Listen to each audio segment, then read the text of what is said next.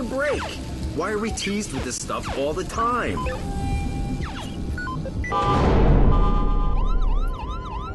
Deleting Virus here with the Ghost of Ragnarok, and I'm doing a review on X Rebirth.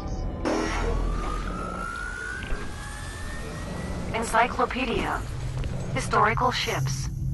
Pride of Albion. The Pride of Albion, or what will be known as the Albion Skunk, is the only ship you'll actually be controlling or have full control of in the game. You'll be able to control drones and be able to mess around and look around using those, but for the most part, this will be your only ship.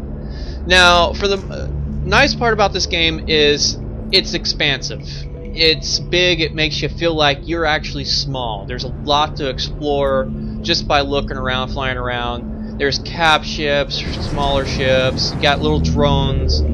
As you can see here right now, I'm actually flying in and getting close next to this cap ship, and I'm flying with it. You actually feel the effects of being near something large. And that's the great thing that this game's got going for it. It's expansive. Unfortunately, what looks to be a very great potential for a launch of a game is marred by many launch bugs. And I have to say, I haven't really played too many games where you had bugs this prevalent. You could have anything from a rendering thing where you have textures popping in right when you load up a cutscene to actually getting bugged out, and you can see in this part right here where I get thrown out of one of the highways several thousands of kilometers away from where I need to be at, in which case I have to go back and reload a previous load, a save game, in order to fix this issue. Now, I could go on all day about the various kinds of bugs that are within the game, but let's get back onto the actual game itself and the gameplay.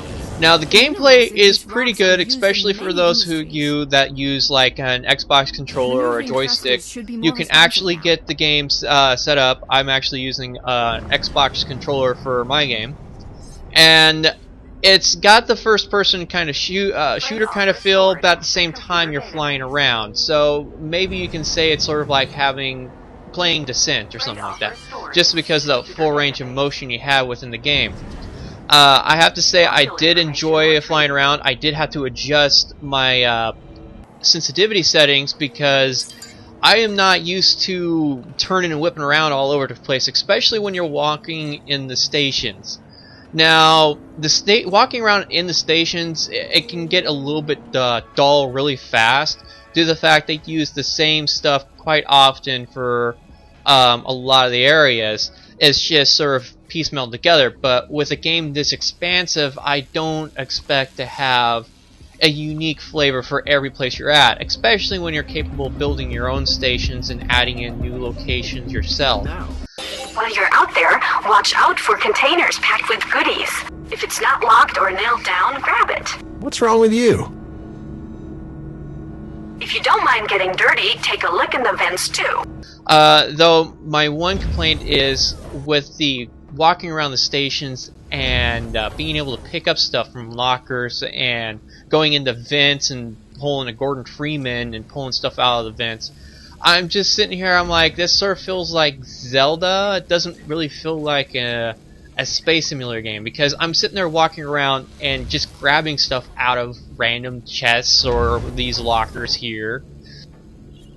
But I do have to admit, the short side of my feeling of with just grabbing other people's stuff, possibly right in front of them, the walking in stations does bring a larger sense of the universe to you. It's more immersive because you're actually able to get out of the ship. You can sort of see a little bit of your ship as you're walking around the dock area. You can walk in.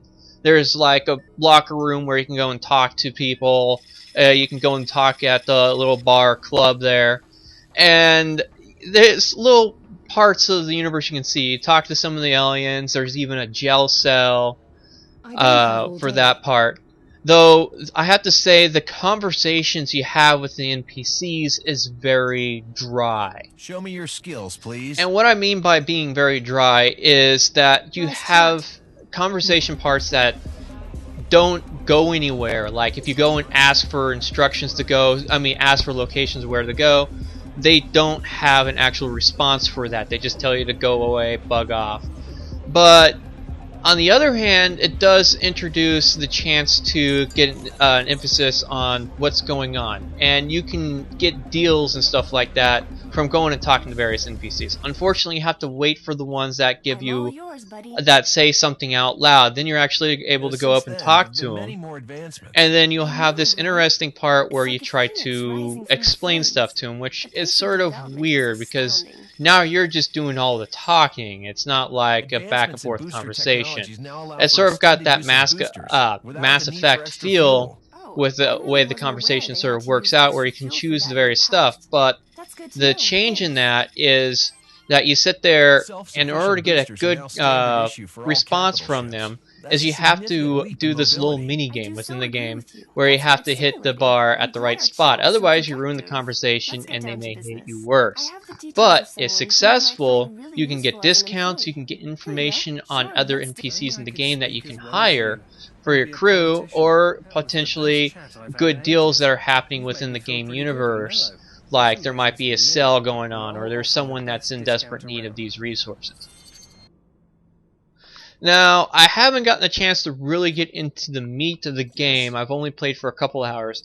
But the interesting part is you're also able to hire a crew to man your capital ships and to do various stuff within your own ship, the Albion Skunk. Now, you're able to hire engineers to do quick repairs. You can hire pilots to pilot other ships. You can go and buy hire captains, get defense people. You're able to get Marines to go ahead and so you can do boarding actions, which I haven't had a chance to look into, and I'm really looking forward to messing with that later on in the game. So there is sort of a more influence kind of thing. You have a direct kind of thing. You're not in direct control of everything, but you're able to manage what's going on within your ship or within the other capital ships or other ships you do own that will be flying with you. Now, combat is pretty straightforward. It's you shoot them, you use missiles, or you can pop out a drone when you actually get a chance to go and buy one of those and shoot stuff for you. I have to say that since I haven't gotten that much into the game, there's still much more for me to look at. But from what I understand, some people say the AI isn't the greatest, and in a sandbox game like this, I don't expect the greatest AI either. I mean, if you noticed at the intro there, I had cops literally ramming me for no reason. And I wasn't even in their way. They just started bumping into me and they couldn't go around them for whatever reason. So yeah, there is some gripes about the AI and how they'll just sit there and they'll do the same things over and over, but that was prevalent even in the previous X games from what I played in the past. Now, if you played any of the previous X games, you know that Egosoft isn't the greatest at telling the story, but do a great job of giving you a universe to make your own story in, and giving you sort of a basic storyline of what's going on around you. And this is no different from here, except it's a little bit improved due to the fact you're interacting with more avatars within the game. And you're actually talking to an individual or alien or whatever you want to call it, who you're dealing with within the game. The tutorial sort of melds well with the beginning part of the campaign due to the fact that your ship is damaged and your new co-pilot is able to help you out on getting your ship up to par to where you can use it effectively within the game. Now, to wrap this all up, I have to say there is a great potential within this game. There is a universe you can mess around in. It's very large. It gives you the expansiveness of making you feel small, at the same time giving you a lot of stuff to do within the game. Though, unfortunately, the game crashes, the bugs and all that stuff that happen within the game are a very big deal breaker. Which holds me off on recommending getting this game right now. Now, after they release a big huge patch or something like that, I'm going to go ahead and come back and take another review look at this game. But for the most part, I recommend hold off. Don't purchase this game until after they get a lot of the bugs fixed for this with another major patch. So I say wait and see. and we'll see what happens. Otherwise, there is a very good potential for this game. I see lots of potential.